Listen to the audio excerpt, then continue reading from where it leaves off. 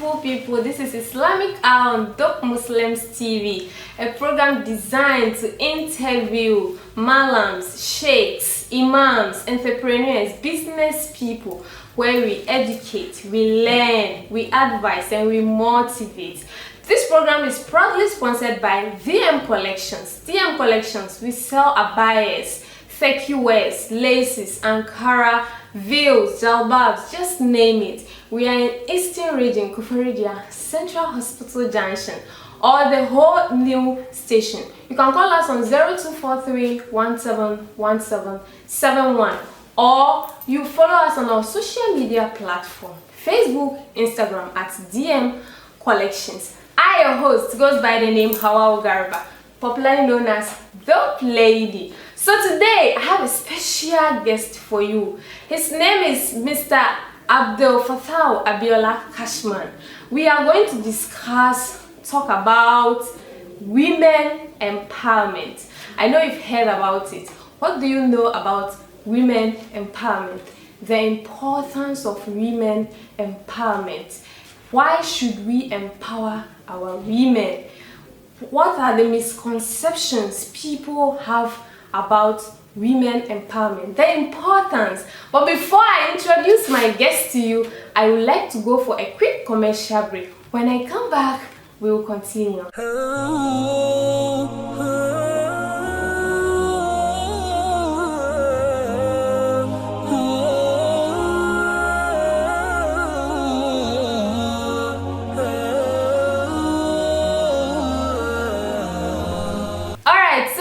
Come back from that quick commercial break. I would introduce my guest to you. Hi, Mr. Abiolla. Hello. Welcome to my show. Thank you very much for having me here. You're welcome. Can you please introduce yourself to my viewers? Alright, so I go by the name Abudu Fataw Abiolla, but in the show business I'm referred to as cashman. Or some call me MC Cashman, because I'm into mastering of events as well. Oh wow, mastering of events like weddings, graduations, and what have you. Oh, okay. Yeah. So they call you Cashman because you have the cash. Well, yes. It's part of it. Alright. Yeah. So let's go into it. So Mr. Abiolla, if someone meets you on the way, like, or comes to the house and meets you and go like, okay, I've been hearing about women empowerment. What is it about? How would you explain it to that person? Well, women empowerment is a broad word. Okay. But basically, when you look at our society, you realize that the generation before, they never really gave women the opportunity to also come out like the men. Today in Ghana, when you look at our political landscape, we have in parliament, for instance, we have almost out of the 275 seats in parliament, men are occupying more than 80% of those seats. So this idea of women empowerment came in just for us to be able to get some equity or equality along the line. Even if we cannot uplift all women to the level of men, let's increase the margin. So the idea of women empowerment basically is just to give the women the platform, right? Give the women the platform, the needed resources, the opportunity. Let the woman understand her wealth. Like, okay, I am a woman, how valuable I am. What contribution can I also make to society? That is the idea of women empowerment, so that the burden or the focus wouldn't just be on the men alone, but the woman can also have a role to play when it comes to societal development. All right, you were saying something about the olden days, like, so, but the olden days you would get some women who were into business, like they go to the market and like buying of stuff, selling. What about that one too? You see, when I mentioned the olden days, I am taking this from the side of education, right? Okay. The olden days, as you said, even though we had most of our mothers and grandmothers in businesses, women were more marginalized and discriminated against in those days than compared to now. Now, why was it like that? Well, our forefathers had this idea of custom and tradition. Okay. So they don't see a woman to go to school. They see a woman's office to be the kitchen. So instead of your father to pay school fees for another man from somewhere to come and marry you, so you go and be working and take care of your family, your father would rather keep you at home and send the boys to school, so that when somebody comes to marry you, you're going to become a burden to that person. So is it different from then like to now? Is there any difference? Well, I think somewhere in the early 21st century, somewhere in the early 2000s, the United Nations organization, through their Sustainable Development Goals, and then the government of Ghana and African leaders started this idea of girl-child education. Okay. So with that effort, right now, I can tell you soon, if care is not taken, we may have to reverse it to boy-child education. Wow. Because we now, when you go to most schools, you realize that we are having more girls in school than boys. So is it like that everywhere? Is it like that in Ghana as well? Like if you go to schools, you see there are more women than men?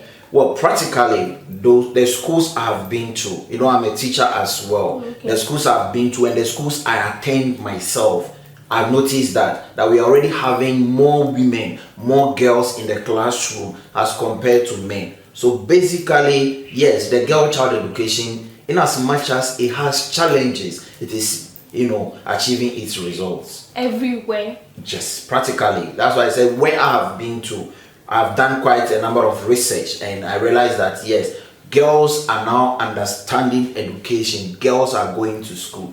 So when you go to the villages, it's still not like that, you know? Well, the villages, yes, but we still have, like I said, equity doesn't necessarily mean we should have 50-50. And some tribes too. Yes. Still they believe in a girl. That is tradition, custom. They'll tell you it's their culture. So they don't believe in the idea of girls going to school. It's just be the boys.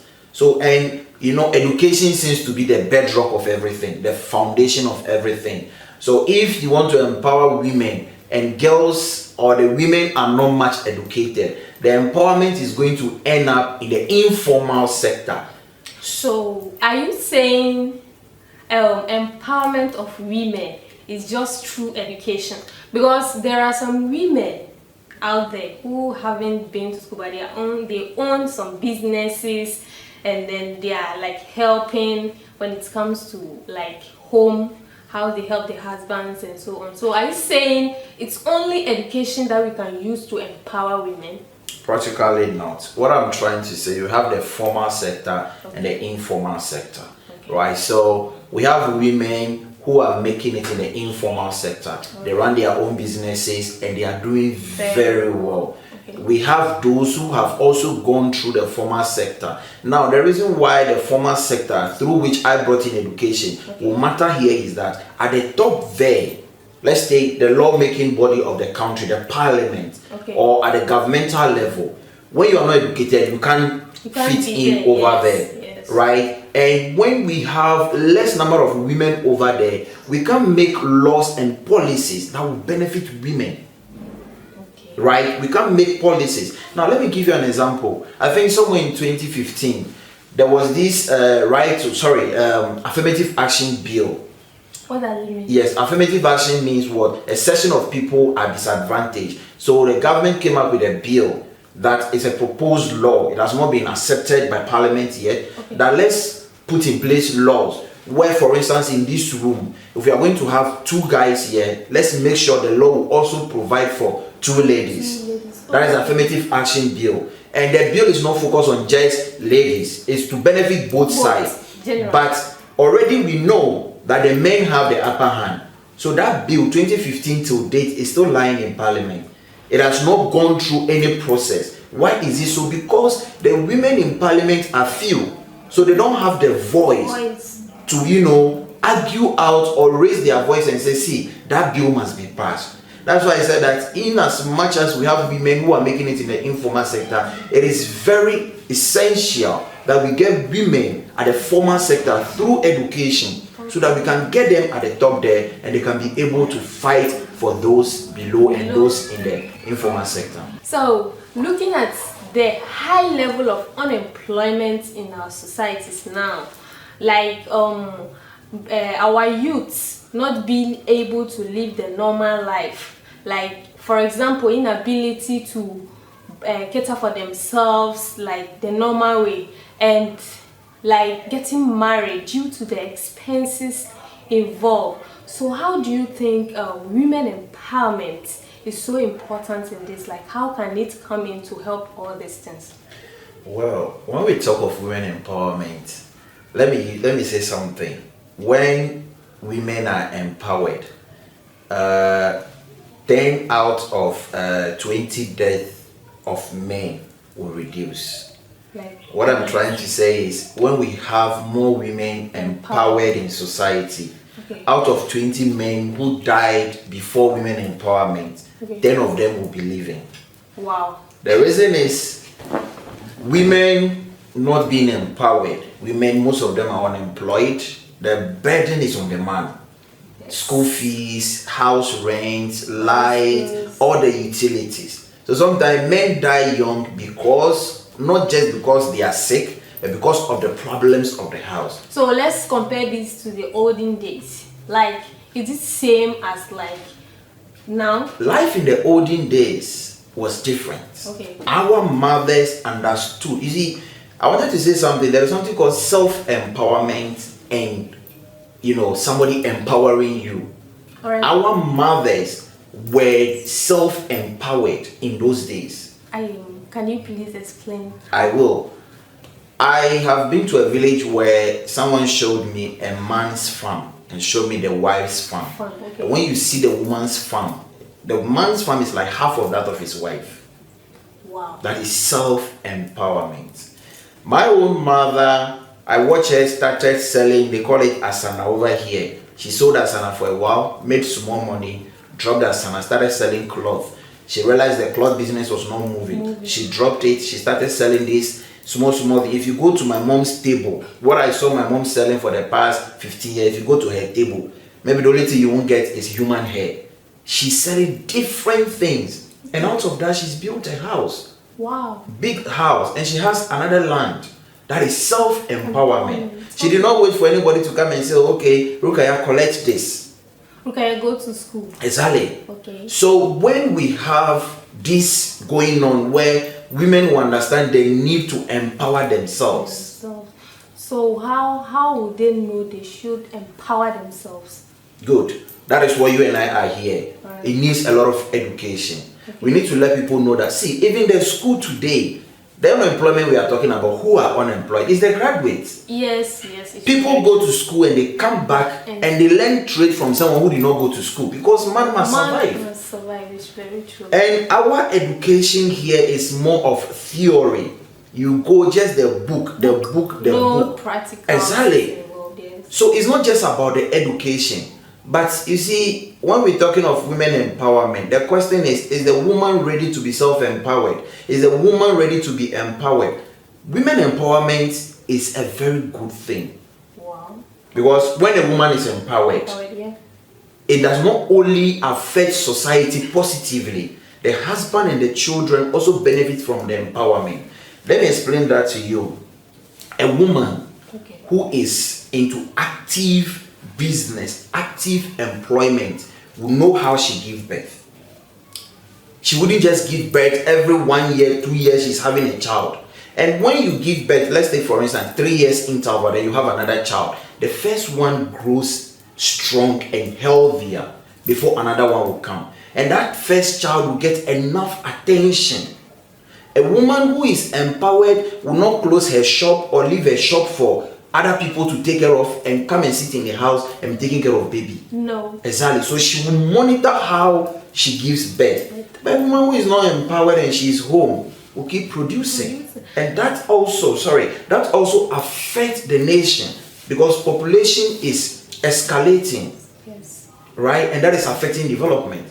So women empowerment is a very good thing. It will help to develop our society. It will create some sense of equality. If my husband can give 10 cedis, I can also give 10 cities. Okay. So the men will begin to respect the women. Domestic violence, where a man can just raise his hand on his wife, will also reduce. Not because of anything, because he knows that even if he's not there, the woman is a boss on her own. Personally, I like the idea of a lady being called boss lady. Wow. Not boss lady as in someone is packing money for you, but boss lady as you have your own money and you can live your life without any man coming in and you are still okay. Yeah, but do you know that there are these misconceptions people have about women empowerment? Some people think, like some men especially, they think if they empower their women, they become so bossy. Like develop this power. She'll say, after all, they'll pay you, I also get paid. If you want to pay the bills, I also pay the bills. Like they feel like they are on their own. They don't want to be controlled by men anymore. So what do you think about these misconceptions as well? Well, let me say 2 out of 10 women will do what you are saying. I'm not saying it is not happening. It is. Women, when they don't have the money, they submit to their husbands according to the teachings of our Islam and even Christianity. Yes. As soon as they begin to make money and by mistake the man drops in level, then they want to take over. That happens. But we cannot look at just that and refuse to empower women. But you know, that thing is breaking marriages a lot. You know that. I get your point. That's what I'm saying. It's breaking homes. Yes, 2 out of 10. So we cannot look at the 2 bad nuts and ignore the remaining 8. Women still need this empowerment to be able to get to a certain level in society. So that me, who is a man, when my wife is fully empowered, I can have some peace of mind. I don't need to travel and my children will be sacked for school. So they come and sit home and wait for me. If I have to come back in 5 days, they'll wait for me to come back before their school fees is paid.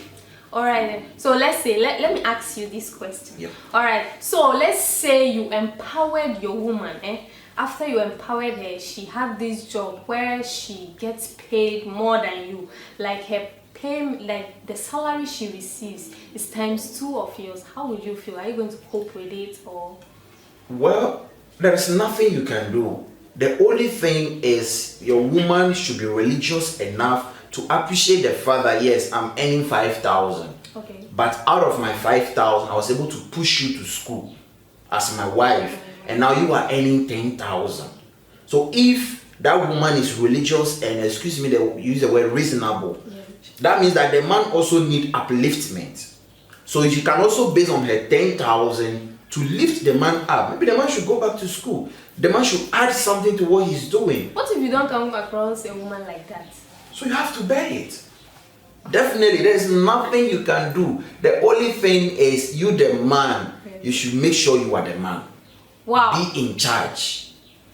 Yeah, that is all. Be in charge. Regardless of how much your wife is earning, be in charge. See, I'm earning 5,000.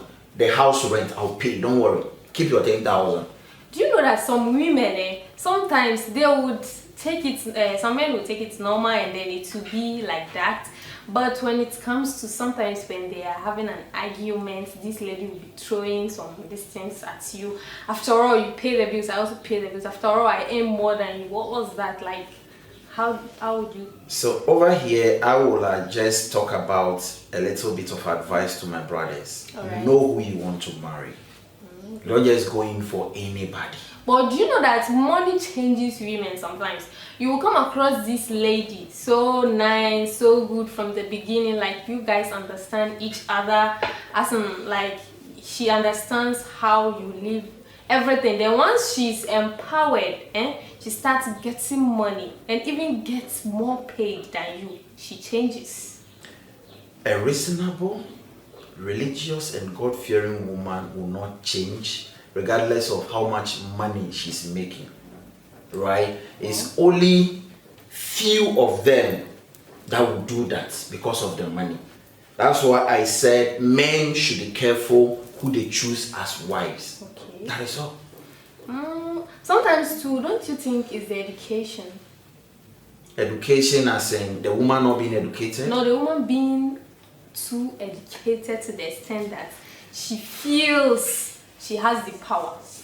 Well, you see, there are some things in our society, it's something we cannot just stand up and change. Okay. It is the fact that when a woman is more educated than the man, she feels bossy. But what happens with your education? Yes, you've done your masters, you've gone to school, you have a masters, you are working at the ministry. Your husband is one big man, a businessman. Regardless of your certificate, you can't compete with him, right? So the education is very important. Women must be educated. Okay.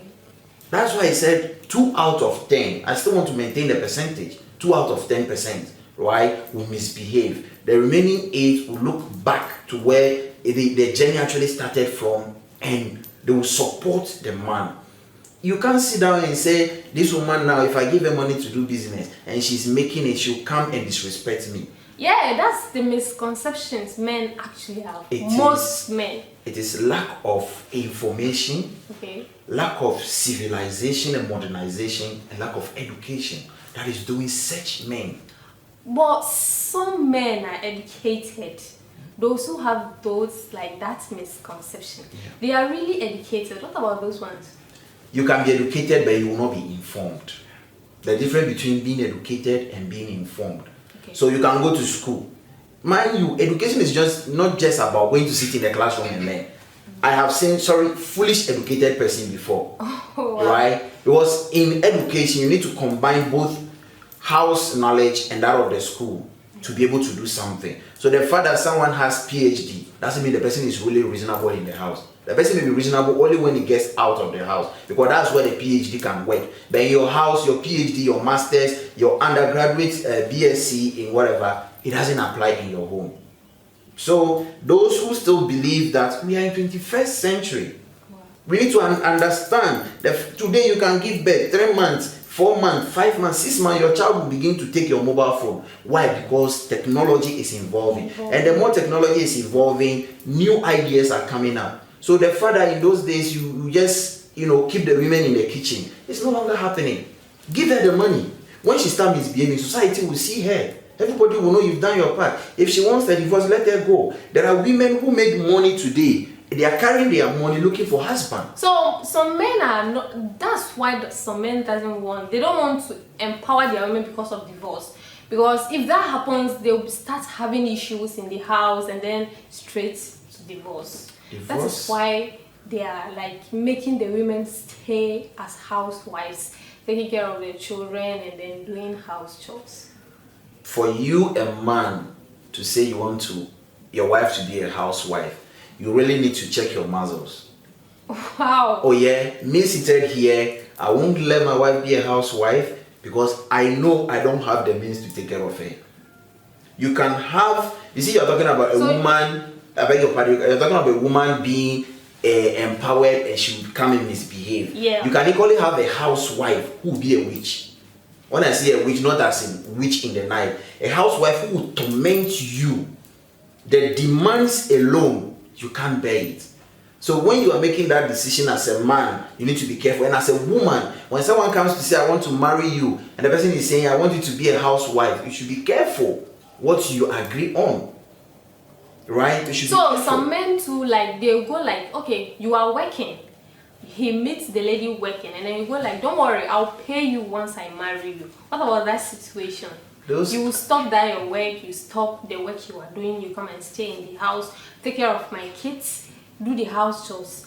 The amount you take, the salary you take, I will pay you monthly. What about that? Those are lustful promises. They do happen, They happen, yes, but not for long, I'm telling you. Okay. He can't pay you forever.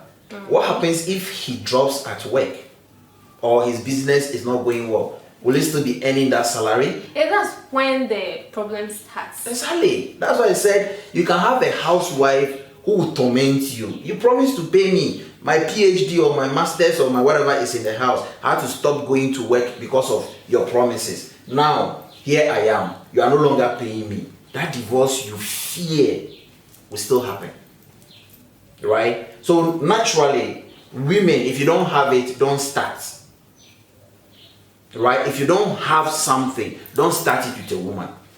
When you start and along the line you stop and you are telling her, you see, right now things are not working, I will bounce back. Women don't hear that. Wow, some women hear that though. Well, 2 out of 10. No. Yeah, because she will tell you. 9 out of 10. She will tell you, you didn't start with me like this. This is the word the women will use. You didn't start with me like this. So it means that problem is looming. Wow. Yeah. Wow. So let's compare this to the olden days once again. Let's say the olden days, our parents, our grandparents, they were into farming. They just go to the farm, bring in the foodstuffs, and then even sometimes when it comes to taking decisions, they don't involve their wives, you understand? But they lived happily together as husband and wife. How would you compare that one to women empowerment now as in the olden days? Right now, with this campaign on women empowerment, this generation or these days, we still cannot compare it to the olden days. Why? Because in the olden days, the women were self-empowered. I think I gave you an example. I used my mom, and I also see, if you are farming, yes, this is my husband's farm, but she has her own farm. Wow, it's like that in the olden days. Yes. But me, my mom wasn't working. It was my dad who was a farmer. But then they lived happily together. Because the women in those days and the men, the understanding of marriage then is different from what we are seeing today. So why is it like that? Because of civilization. Then that means civilization has cost a lot. Naturally, when you look at civilization, you look at education and this idea of globalization, it has done more harm than good. Just that we are refusing to admit it. Okay. Right? Most causes of broken homes today is as a result of what we call it civilization, globalization, the internet, technology. Okay. Right? Your wife takes an Android phone, she goes on Instagram, she goes on Facebook, she sees the life people are living. Then she comes and she starts demanding for those things. Okay. If you cannot provide, then it becomes a problem. Okay. Women today committing adultery or men committing adultery is all as a result of globalization. Yeah. In as much as those things used to be there, but it was hardly. How can a man be in Koforidua and have a girlfriend in Accra? In those days, it's not common. Yeah, it's so you want to have, the person must be in your area. Mm-hmm. So if you are going out there to meet a lady and tell her, okay, you see, I'm not married though, I like you. She's in your area. She knows you are married. So it's not possible. Unless she says, okay, I'm a Muslim, I can be a second wife. But today, all you need is just a phone. You can be lying to her that I'm not married, and she's okay because she's somewhere. So civilization, globalization, education, and whatever, it has done a lot of harm though, but we still have to embrace it because it has most of its positive side and the negative side. Alright then. Okay, the conversation is really getting interesting. But before we continue, I would like to go for a quick commercial break. When I come back, we'll continue. Stay tuned.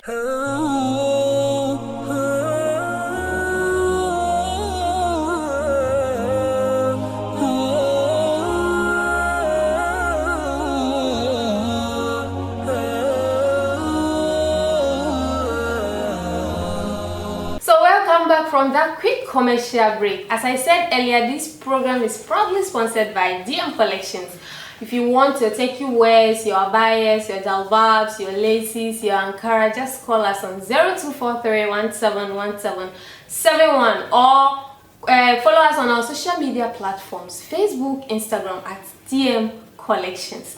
So Mr. Abiolla, like we've talked about what women empowerment is, we've talked about the importance and so on and so forth. So how do you think we can empower our women? What are the ways we can use to empower our men? How are we supposed to get our women empowered? All right. You see, women empowerment comes in several forms, right? Let's take for instance, your woman comes to you and maybe she has gone to work. She's already working, but she still needs some sort of empowerment. How? She has gone to work, there is a problem. She's going through some pains. The way you, the man, you even talk to her, the way you pamper her, you encourage her. You see, making her feel she is important itself is empowerment. Wow. Yes. And also, those who are ready to take opportunities, let's make available opportunities for them.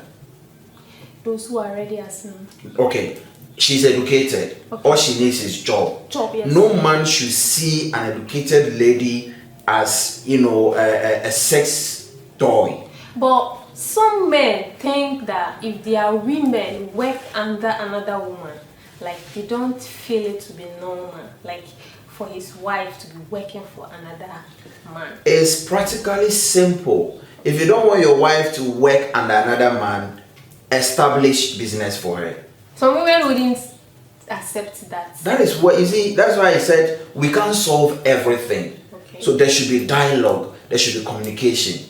We're talking of a wife here. She has kids. So if she's going to work with someone, regardless of her beauty, you see, there are certain things you, the man, you can't control.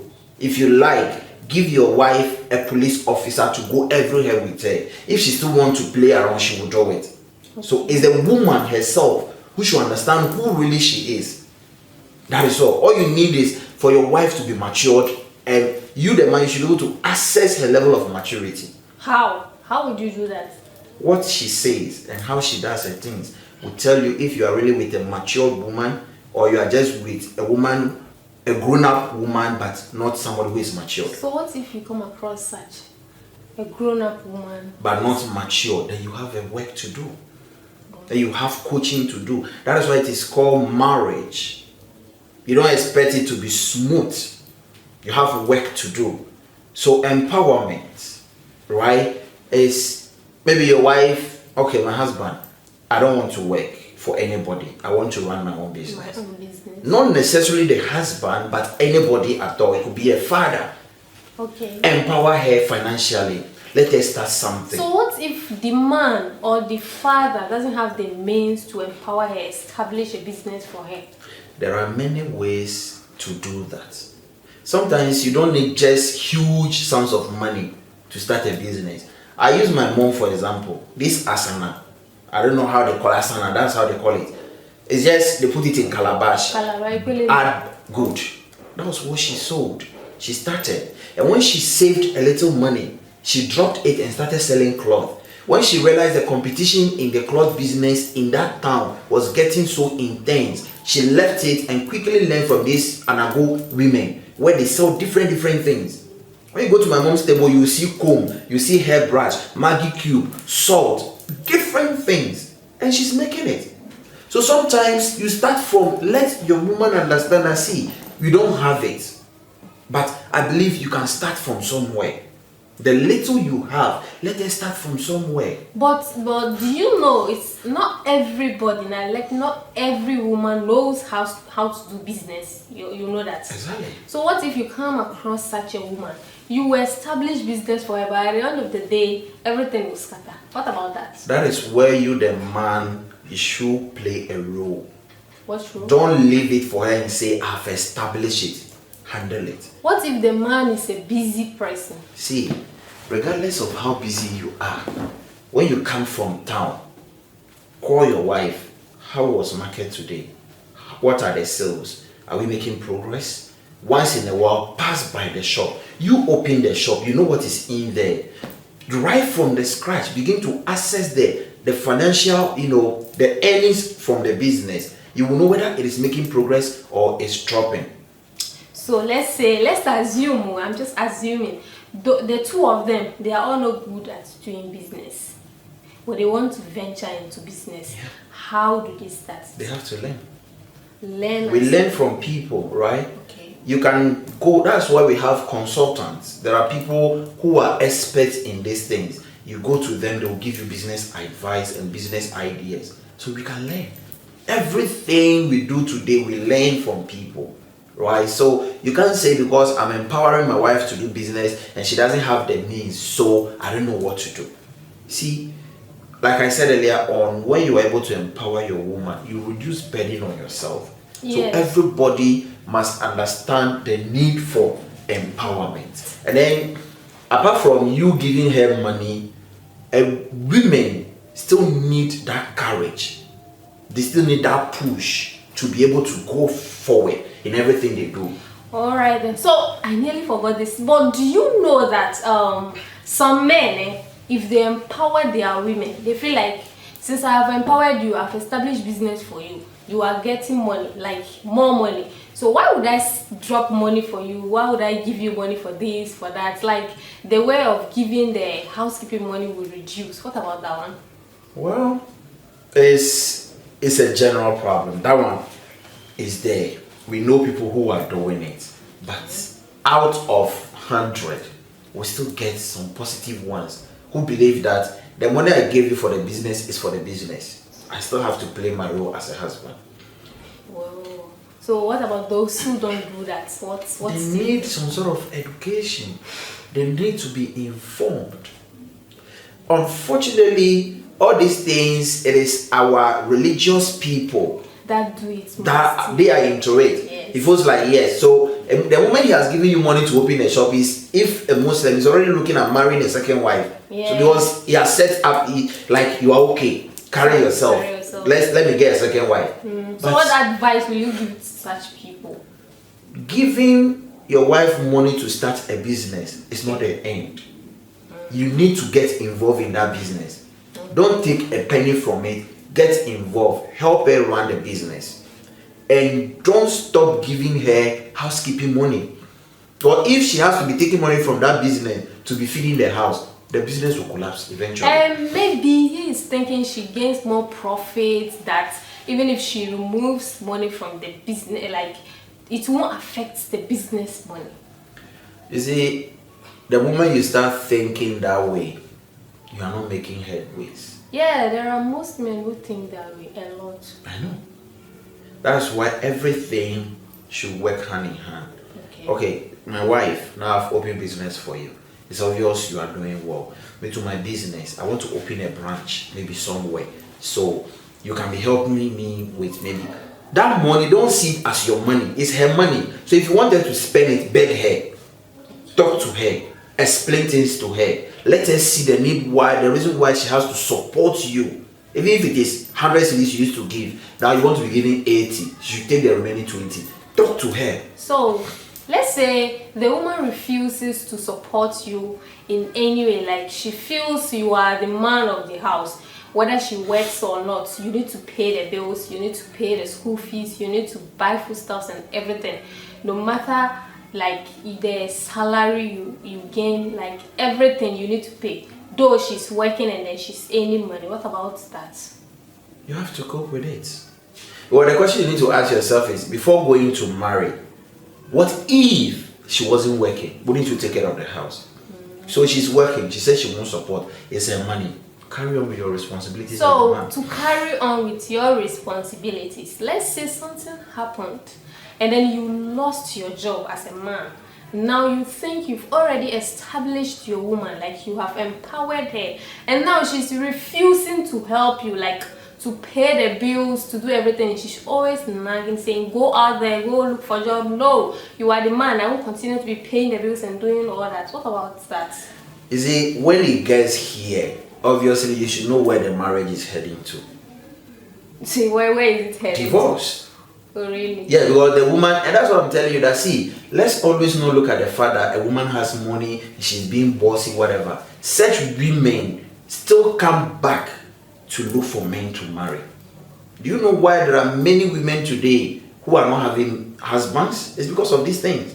She will eventually come home one day. When I say come home, like come to her senses one day, where she needs a husband. Everybody is going out there with their husband. You're either going to borrow somebody's husband or you're going to call a small boy to accompany you. A time will come, such women will feel the need to have a male partner. Even if you are running a business and you are rich and you have a man behind you who is pushing you, that business will do better than you doing it alone. Really? Oh yeah. How? It's two heads over here. What if it's your dad, like, who is supporting you, your mom? So that is still a man. Okay. Your dad is still a man, right? That's why I say man. I didn't say husband. Okay. Your dad is a man. Your brother is a man. All right. Right? So I want to just summarize this thing on the ways to empower people. All right. Right? Even words of the mouth is an empowerment. What you say to your woman. It's an right? empowerment. Yes, you are empowering her. Sometimes we men, When your wife dresses up, you just look at her, you pretend like you've not seen it. But if you go out there and a small girl is putting on something, you start to shout or you begin to compliment her. Complimenting your wife is empowering her. You know how it feels when you dress up in the morning and your husband tells you, say that today you are looking marvelous. When you step out of the house, you go with a lot of shines in your head. Wow. And your day is going to be a good one. Sometimes you were expecting him to do that, he didn't do it. That anger alone will spoil your day, right? Wow, so yes. let's help the women because they are too marginalized. The gap between the men and the women is too wide. The women need the men. The women need us to be able to get to a certain level. Yes. Where your wife or your woman, your sister, your mother, when she is somewhere, there's no way she will forget about you unless the unreasonable ones. Yeah. So, in everything we do, there are challenges. Yeah. So, what do you think are some of the challenges to women empowerment? Well, with women empowerment, there are several challenges, but I would say the women themselves are part of the challenges. How? Yeah. How? The women themselves are part of the challenges. And I will tell you why. The challenges are many. I will mention all of them. But let me start with the reason why I say women themselves are part of the challenges. Okay. There's this saying that women are their own enemies. And it is a fact.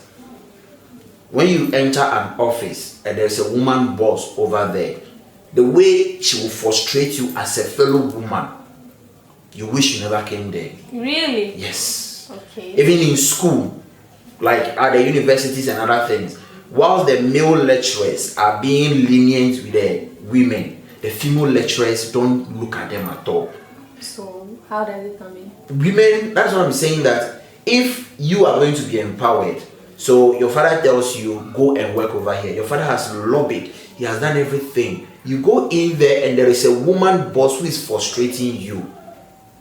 Either whether you are a man or a woman. No, talking of women. Women to women. Yes, woman to woman. Women don't allow their fellow women to outshine them. It's a challenge. It's everywhere. It's both men and women, no? Yes, but the men, sometimes we bear with it. Remember, this room or this studio, 10 men can stay here for 1 year, you will not hear anything. Put 2 women here for 1 week. They will set it on fire. Oh no, they won't. Says who? They will set here on fire. Now, you the individual must have this idea of being empowered. I know I heard of a story where a girl walked to someone and said, you see, I need money to start up some business. And do you know the phone she was holding? iPhone 13 Pro Max. Wow. You need about 2,000 Ghana cedis to start a business, online trading, selling of shoes and other things online. And you are holding iPhone 13. And what the person said is a gift. Me, Abiolla, sitting here. If someone should give me a car today, oh God, thank you, you've done well. The next day I'll put for sale on the car. Oh, why? I will sell it and take the money into something. Alright. I'm not ready to drive now or to own my own car now because I've not reached there. Remember, that iPhone you are holding, nobody will see that phone in your hand and help you. No. Nobody will do that. That is one of the challenges. 2, materialism. Right? Telling your beautiful wife, your beautiful sister to go, or your beautiful daughter to go, maybe go and start something small. They don't like it. They want the big one. She wants, if she's going to do business, open boutique for her at once. She doesn't like the idea of you telling her, okay, so why not start hanging some clothes over here small. They don't like it. Some like it. Few. Me personally, I'm doing it. Yes, it's good because you understand life. That's why you are here talking about this. Yeah. Somebody out there feel too big. Somebody out there will look at you and say, see this beautiful girl, she's wasting her beauty. I've heard a woman make this comment before. If I get this beauty, what I will do with myself. A woman making this comment.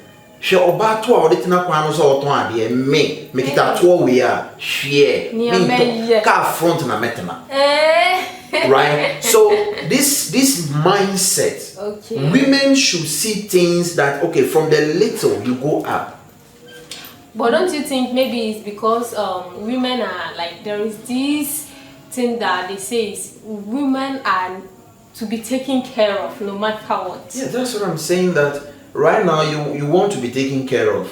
the person who is to take care of you is not really doing it to your satisfaction. It is time you join in taking care of your own self, right? Now, we are looking at challenges of women empowerment. I think I've mentioned the women themselves. Yeah. And then the next thing I would like to talk about is custom and tradition. Okay. Custom and tradition in the sense that because of some cultural beliefs, right? Let's say, for instance, your husband is dead. Some tribes, some, people, the woman has to stop whatever she's doing, come and stay in the room for some period of time. Nobody will employ you to be working in an office and say, my husband is dead, I have to go and do widowhood right. And but now they've stopped it all. Some are still practicing it. In this modern world. It is. Wow. But they say you can't wear anything apart from black. So imagine you are a nurse working in a hospital and then your husband is dead and the tradition says you can't wear anything apart from black. Some people leave their work because of this tradition. So another challenge I would like to talk about is childbearing. Right? The woman is working. When she gets pregnant, when women get pregnant, it's a different world for them. Yes. For a period of 9 months, she can't focus on her work. Sometimes some institutions, especially the private ones, when you the woman, you go there, they put laws in place. You can't get pregnant until 2 years. Really? Yes. Well, they see the maternity leave as a loss to the organization.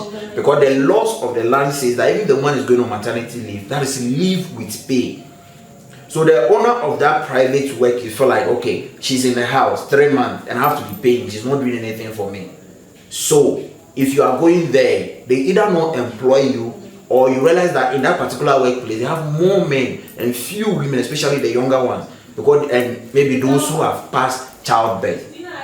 Right? So that is also another problem. And you and I know when a woman gives birth, nursing of the baby, if you are an active woman who is working, it becomes a problem for you. Sometimes you have to be in the office, they have to bring the baby to come and breastfeed, take the baby back. Then so those challenges affect empowerment on its own, right? And then I think domestic violence. Domestic violence. Some men, the way they treat their women. Some even, you see, when we're talking of domestic violence, we should not look at it only from the angle of a man beating a woman. Even when you say to the woman, you are violating her. Some women too are the cause of that. You know that? It's right. But my grandfather taught me something. When she's provoking you, take a shirt and leave the house.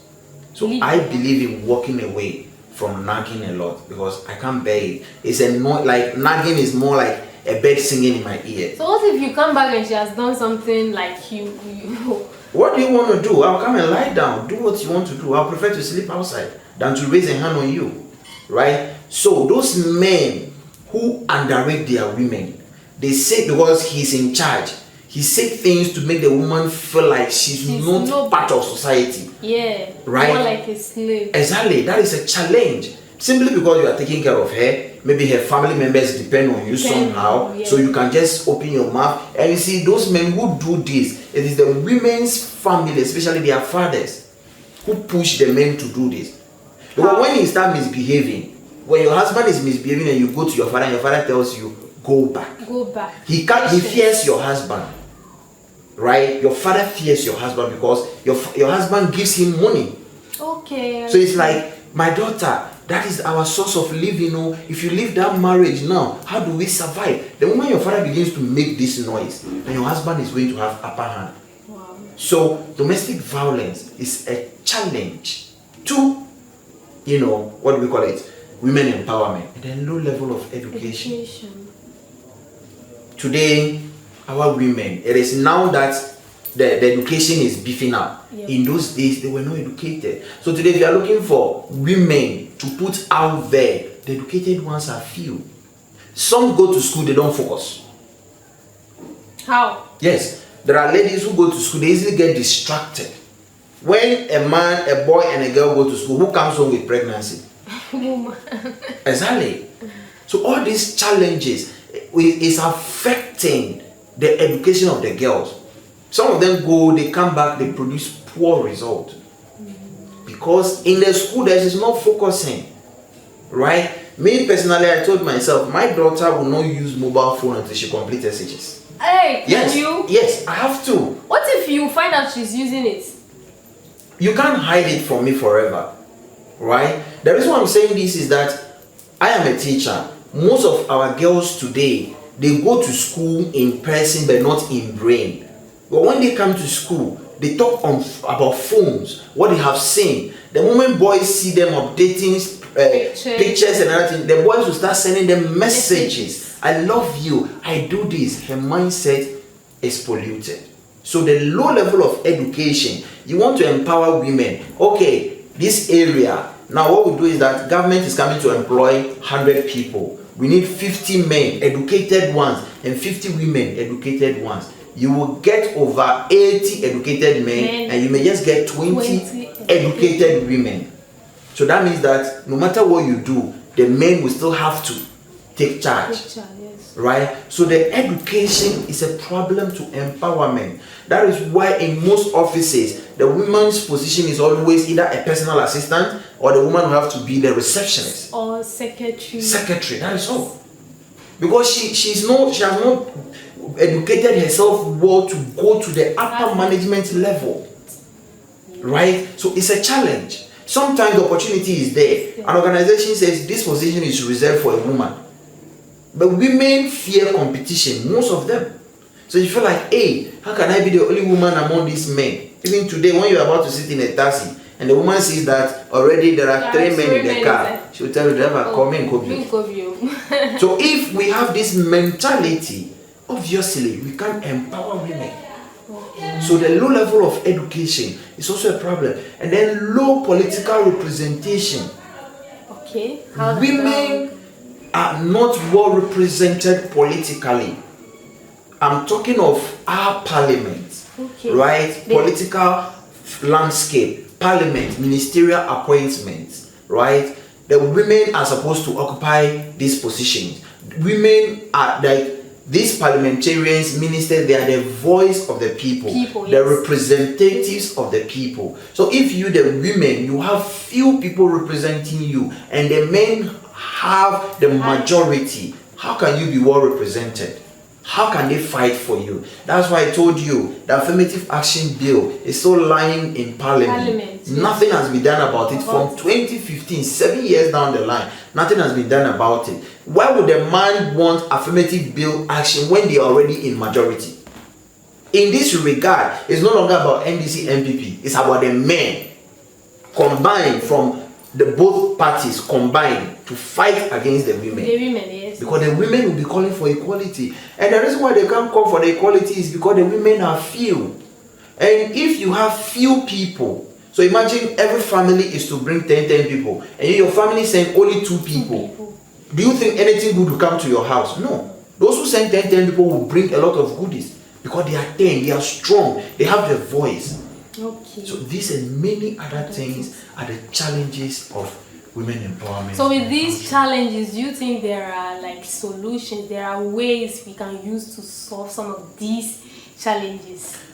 You see, if there will be no solution, the challenge will not pop up. Once there is a problem, there is a solution. If we're talking of low representation, let's find a way. Women should be allowed to contest political positions. So I will make a suggestion. There are seats, political seats in this country, NDC, MPP. Both parties know that, okay, maybe as for this constituency, even if we put goat in our party colors over here, people will vote for the goat, right? So I don't know how well, informed you are politically, but I'm a bit of a politician. What I'm trying to say is we have something we call safe seat. What is it? Safe seat means that for this particular seat, since 2000, it has been one party who has been winning election over here. As for these people, no matter what you do, they'll never change their mind. Why is it that way? No, that one you and I cannot talk about it. It is their political ideas. Okay. So if you know there are areas where you have such safe seats for your party, make sure you put a woman over there as a candidate, right? They will vote for her, she will win the election. You are increasing the number, right? Now, we also have to look at education. More women should be pushed into school. Parents should take full responsibility. Issues of teenage pregnancy, they have to find a way to control it so that the girls can focus on their education, right? When we have more girls in school, we are going to solve this problem or this challenge of low representation, right? Now, the issue of childbearing, I think Nestle Ghana and I think TV3, that's the Media General, I think they've introduced something called paternity leave. Paternity leave. Yes. So when we begin to see pregnancy and childbearing as not being only the woman's responsibility, but the man also has a burden, then we can be able to accommodate women. Okay, so that means the man and the woman, they will share the duty. Exactly. If my wife has given birth and I'm working in these institutions that give paternity leave, if my wife is leaving her workplace to come and stay home, I'm also leaving my workplace to come and stay home for a period. Not all women will do it. It's not about you doing it. It's your organizational structure. Your company says your wife has given birth. Go home. And take care of it. The same way the woman will leave her workplace and go home. Okay. So, you see, the idea is that the companies who have introduced this want to see childbirth as not only a burden on the woman. Okay. And when we all come to a level and we understand childbirth not to be the woman's burden, we will stop discriminating against women, especially in workplaces. Okay, so this one, if we put her as our country director, if we put her as our Eastern Regional Coordinator, what if she gets pregnant and she goes home? And then who will coordinate? Who will lead us? Exactly. Okay. So those positions, they will always give it to men because they want somebody. But when you understand that the man who is your Eastern Regional Coordinator too, when the wife gives birth, he will also go home. Yes. She won't have issues putting the woman over there. Do you understand where I'm coming from? Yeah. So with all these, we can be able to overcome the issues of what? The challenges facing women empowerment. All right, thank you very much, Mr. Abiolla, for coming to our show. So please, can you say something more, a little about the Muslims TV? Well, I want to tell the viewers, this is a platform to get educated, a platform to get a lot of information. They should go on to your YouTube channel, subscribe, share, they should like the page, they should support you. Society, anybody who has the means, this is how it all begins. TV3 and other things started like this. They should support because this is based in the society. This is focused on promoting the society, societal development. It is through this people will get to know the challenges facing the society and they will come in to support. So they should support Dope TV. They should keep watching Dope Muslims TV and they will see the best from them. Thank you very much, Mr. Abiolla.